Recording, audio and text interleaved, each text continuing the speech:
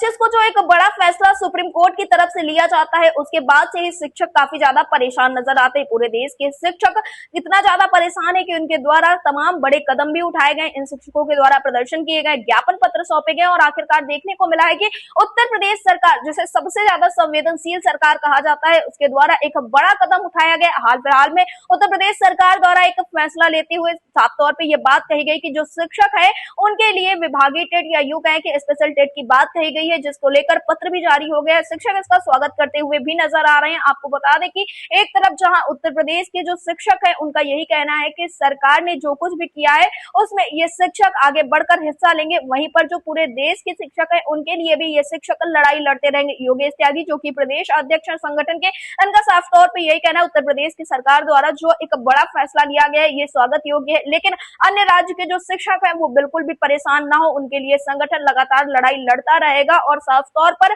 सबसे यही अपील की जा रही है कि सभी शिक्षक विभागीय टीटी या यूं कहे कि स्पेशल टेट में सम्मिलित हो और परीक्षाएं दे और आगे चलकर अपनी सेवाओं को सुरक्षित करे। एक तरफ जहां उत्तर प्रदेश सरकार के द्वारा बड़ा कदम उठाया गया है, तो वहीं पर यह बात देखने को मिली है कि शिक्षकों के द्वारा उम्मीद लगाई जा रही है, अपील भी की जा रही है कि जो केंद्र की सरकार है उसके द्वारा श्वेत पत्र जारी किया जाए, जिससे कि इन शिक्षकों को बचाया जा सके। एक तरफ जहां इतने बड़े बड़े फैसले लिए जा रहे हैं, इतने बड़े कदम उत्तर प्रदेश सरकार के द्वारा उठाए जा रहे हैं, तो इसके बाद से जो अन्य राज्यों के शिक्षक हैं उनके बीच में भी उम्मीदें बढ़ती हुई चली जा रही हैं। वहीं पर योगेश त्यागी के द्वारा साफ तौर पे ये बात भी कही गई है कि जो अन्य राज्यों की सरकारें हैं उन पे भी दबाव बनाया जाएगा कि जल्द से जल्द शिक्षकों के लिए भी कोई बड़ा कदम उठाया जाए, उन राज्यों के जो कि टेट से प्रभावित होते हुए नजर आ रहे हैं। फिलहाल इस विभागीय टेट या यूं कहे कि स्पेशल टीटी को लेकर योगेश त्यागी ने क्या कुछ कहा है, आप भी सुनिए। योगेश त्यागी जी, आपका हमारे चैनल अटल टीवी पे बहुत बहुत स्वागत है।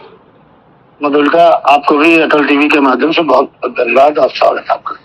जी योगेश त्यागी जी, जैसा कि देखने को मिला है कि आप लोगों के द्वारा एक लंबा संघर्ष किया गया 1 सितंबर 2025 को जो सुप्रीम कोर्ट की तरफ से फैसला लिया जाता है, उसके बाद से लगातार आप लोग संघर्ष कर रहे थे और फिर ऐसे में देखने को मिला है कि एक बड़ा कदम राज्य सरकार के द्वारा उठाया गया, स्पेशल टीईटी की बात कही गई है। इस पर आपका क्या कुछ कहना है, इसका स्वागत आप लोग किस तरह से करते हैं?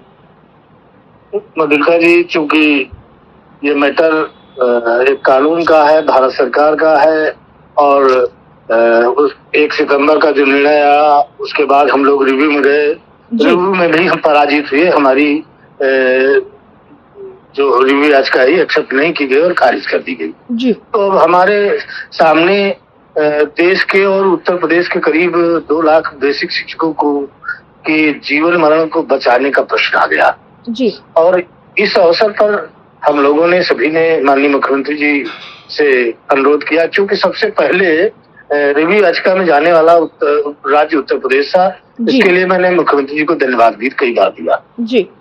लेकिन क्योंकि शिक्षकों की नौकरी को बचाना है, किस रास्ते से बचाना है, संघर्ष है वो चलते रहेंगे जी। देश के लोगों के संघर्ष चलते रहेंगे, लेकिन हमें उत्तर प्रदेश के शिक्षकों को बचाने के लिए माननीय मुख्यमंत्री जी से भी अनुरोध करना पड़ा और सारे संगठनों ने, लगभग कुछ संगठनों को छोड़कर सबने किया और माननीय मुख्यमंत्री जी ने उसको स्वीकार किया जी। और बड़े खुले दिल से स्वीकार किया कि हम किसी भी शिक्षक की नौकरी नहीं जाने देंगे, उनके परिवारों को बचाने का काम करेंगे जी।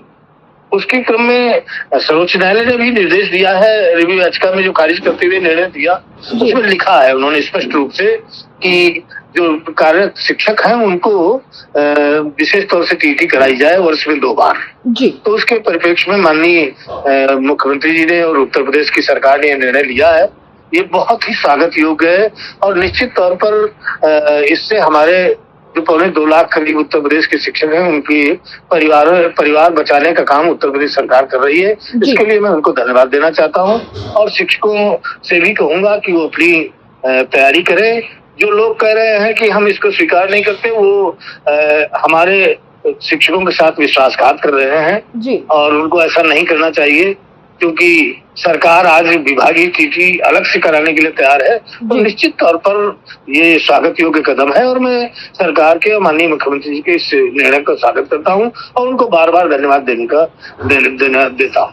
जी, योगेश जी, जैसा कि आपने बताया कि कुछ लोग अब भी इस बीच में इन सारे असमंजस की स्थिति में फंसे हुए हैं कि उन्हें टीईटी की परीक्षा जो विभागीय टेट होगा उसको देना है या नहीं देना है। तो शिक्षक इस चीज़ को कैसे समझे कि आखिरकार उनको परीक्षा के लिए जाना है या नहीं जाना है? क्योंकि कहीं आप भी समझ रहे हैं कि धरातल पर तमाम तरह के लोग हैं, 1,86,000 लगभग शिक्षक हैं, जिनमें तमाम तरह की मतें हो सकती हैं। मधुलिका जी, क्योंकि अब हमारे न्याय के लिए सारे रास्ते बंद हो चुके हैं। जी। जब सर्वोच्च न्यायालय का निर्णय आ गया तो अब केवल और केवल एक आस भारत सरकार की ओर है।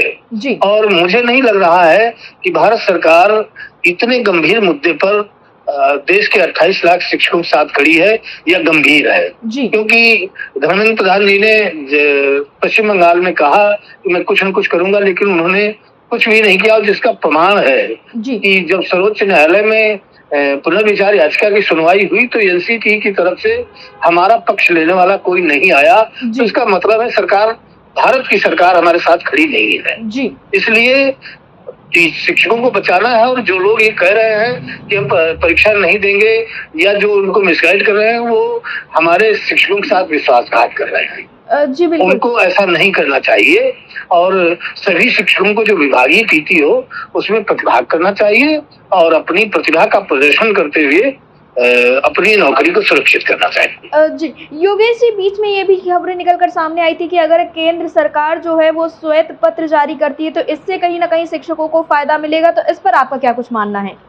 मधुलिका जी, इस पर हम लोग प्रयासरत हैं, लेकिन मुझे भारत सरकार गंभीर नहीं दिखाई दे रही जी। अगर गंभीर दिखाई देती तो अब तक कुछ न कुछ उनकी तरफ से हमारे पक्ष में या विपक्ष में कुछ तो आना चाहिए था जी। नहीं आया है, और लगातार तमाम राज्य सरकारें निर्देश देती जा रही हैं कि करोगे नहीं तो नौकरी जाएगी। तो इसके लिए यद्यपि क्योंकि कुछ राज्यों ने ये विभागीय टीटी कराने की बात की है, मैं अन्य राज्यों पर भी दबाव बनाऊंगा पूरे देश के शिक्षकों के साथ, और भारत सरकार पर भी लगातार प्रयास और आंदोलन के माध्यम से, ऐसा नहीं कि हम आंदोलन नहीं करेंगे, हम अन्य देश के अन्य राज्यों के शिक्षकों की नौकरी बचाने के लिए हम इसके लिए आंदोलन करेंगे और भारत सरकार पर कानून लाकर के संशोधन कराने के लिए मैं भी प्रयास करूंगा। लेकिन उत्तर प्रदेश में हमारे माननीय मुख्यमंत्री जी ने जो 1,75,000 लगभग शिक्षक है उनके लिए जो निर्णय लिया है ये स्वागत योग्य है, और उत्तर प्रदेश के शिक्षकों को इसमें प्रतिभाग करना चाहिए और अपनी प्रतिभा का प्रदर्शन करते हुए नौकरी को सुरक्षित करना चाहिए। जी योगेश जी, मेरा आपसे अंतिम सवाल यही है कि जैसा कि देखने को मिला कि उत्तर प्रदेश की राज्य सरकार के द्वारा एक बड़ा कदम उठाया गया, जिससे कहीं ना कहीं जो शिक्षक है उनको इसका फायदा मिलेगा, लेकिन जो अन्य राज्यों के शिक्षक हैं जो इस वक्त पर परेशान है, उनके लिए आप क्या कुछ संदेश देना चाहेंगे? उनके लिए संदेश है कि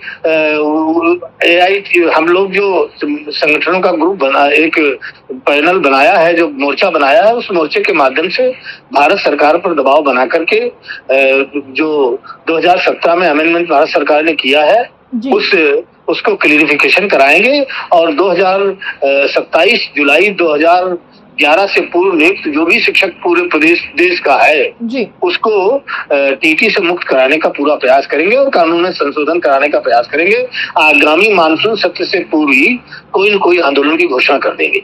जी योगेश जी, अटल टीवी से जुड़ने के लिए धन्यवाद।